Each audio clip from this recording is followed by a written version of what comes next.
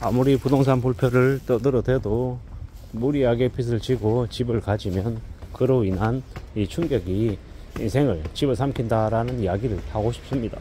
우리가 살아가는 세상이 현실이 꽤 녹록지 않죠. 지금은 더 이상 집을 서둘러 사라고 이야기하지 않습니다. 이미 이 수많은 유튜브들이, 언론들이 뭐라 그럽니까? 이 영끌들이 나쁜 놈들이다. 영끌한 놈들이 이 지금의 부동산 거품을 부추겼다라고 이야기하고 있습니다. 실제 현실이 그러합니까? 아니죠. 이 무수히 많은 유튜버나 전문가라고 하는 놈들, 교수들, 언론들, 건설사, 시행사, 이 놈들이 벌써 많은 이제 영끌들을 만들었죠. 금융권들이 2030들 영끌로 부채 덩어리로 만들어 놓고 수십 년간 잡아먹으려고 수작질을 벌린 겁니다. 근데 이제 와서는 영끌들, 니네들 잘못이야, 니네들이 부동산 거품의 원흉이다 라고 다 뒤집어 씌우고 있습니다. 그리고 지금 같은 상황에 뭐라고 얘기합니까? 너무 부동산이 올인하면 안 된다, 이렇게 이제 얘기합니다. 기조가 바뀌었죠. 그들이 왜 그렇게 얘기하겠습니까? 왜? 이제 상황이 바뀌었다라는 걸 조금씩 알려주는 겁니다. 그리고 잡힌 물고기들, 영끌들, 얘들 뒤졌다라고 이미 예고편을 보이고 있는 거죠. 참 많은 생각들이 듭니다. 이 엄난한 시대를 어떻게 살아야 될까? 어떻게 지내고 견디고 극복해야 될까? 라는 생각을 하게 된다라는 겁니다. 앞으로 우리가 살아가는 세상은 좀 잔인하고 좀 더 무지막지할 겁니다. 어떻게 되겠습니까? 어떻게 살아야 되겠습니까? 결국 이 무리하게 욕심을 부리고 탐욕을 가졌던 이들이 대거 몰락한다라고 보면 맞습니다. 그들이 가졌던 욕심, 탐욕의 크기만큼 그들이 추락한다라는 겁니다. 우리가 가끔 생각해보면 이 올릴 때만큼 높이 올라갈 수 있을 만큼 최대한 높이 끌어올렸다가 떨어뜨리면 그 충격 때문에 박살이 나는 거죠. 그러한 상황들을 이미 지금 만들어가고 있고 만들었고, 또 이제 그런 무리한 탐욕, 욕심 때문에 천정부지로 치솟을 거라고 하는 기대감에 계속 희망을 품었던 이들이 이제 그들의 마음이 산산조각 나는 거죠. 그렇게 산산조각 나고 무너지고 망가지면 어떻게 됩니까? 그 이후에 어떤 일이 벌어지겠습니까? 고소득 중상층들이라고 했던 그들이 몰락하고 망가지면 이 꽤나 괜찮은 물건들이 세상에 나오겠죠. 그들이 가지고 있는 그림, 자동차, 자전거, 각종 장신구들, 액세서리들, 부동산은 말할 것도 없고 주식도, 채권도 무지하게 많이 쏟아져 나올 겁니다. 그렇게 되면 어떻게 되겠습니까? 아마도 그들이 절규하고 무너지고 몰락하고 야반도주하고 극단적인 선택을 하고 그러다 보면 아마도 모르긴 몰라도 이 세상의 패러다임이 꽤 많이 바뀔 겁니다. 사람들이 더 이상 부동산에 올인하려 하지 않고 또 너무 무리한 욕심, 무리한 빚을 지려하지 않을 겁니다. 근데 여전히 그런다 하더라도 25, 6, 7, 8 2028년 말쯤 되면 또 다시 펌프질해서 또 다시 이 영끌들을 또 다시 끌어모으겠죠.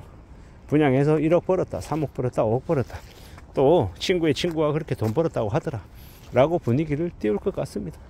결국 이러한 일들이 왜 벌어지겠습니까? 왜?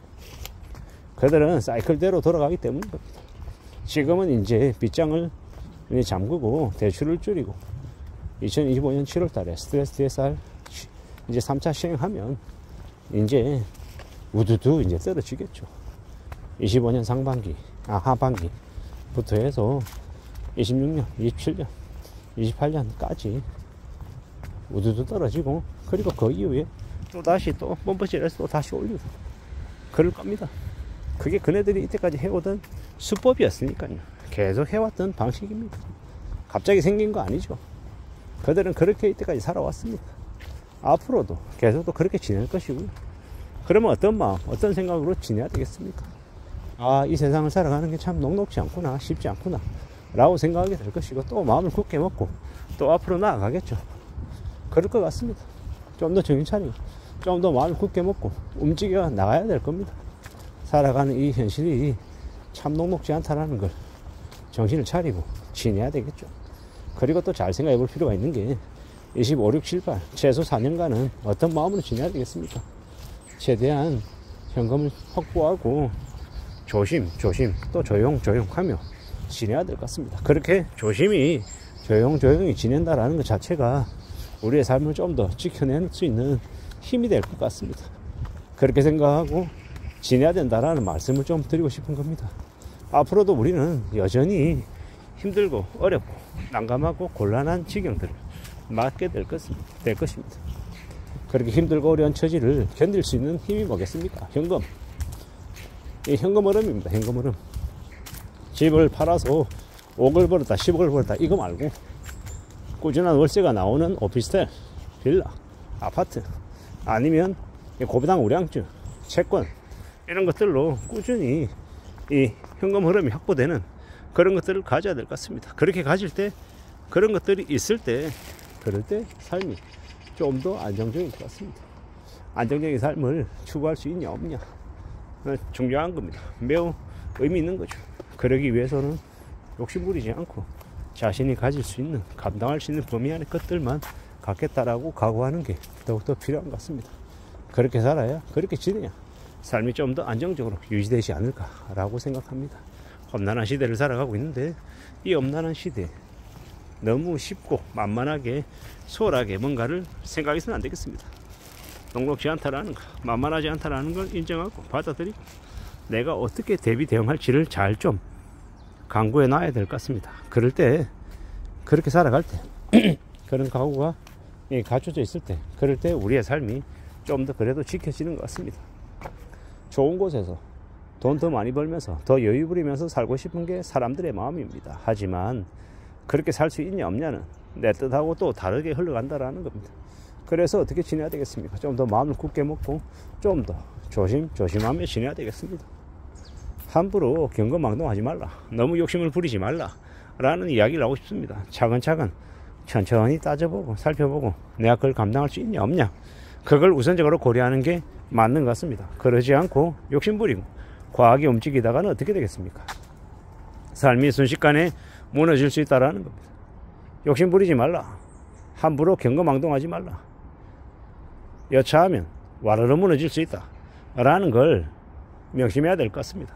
우리가 살아가는 이 세상이 꽤나 힘들고 꽤나 어렵고 꽤나 막막할 수 있다는 것. 그래서 마음을 좀 더 굳게 먹어야 될 것 같습니다. 세상 사는 거 쉽지 않습니다. 쉽고 만만하게 우습게 생각하면 그로 인한 충격을 온몸으로 다 받아야 될 겁니다. 이제 더 이상 집 하나로 먹고 사는 게 해결되지 않는다 라는 뉴스가 이제 나올 정도로 부동산 관련해서는 이제 겨울로 들어가는 것 같습니다. 함부로 빚내서 무리하게 집을 산다는 생각 자체를 머릿속에서 지워야 될 것 같습니다. 적어도 앞으로 한 4, 5년간은 말입니다. 이상입니다.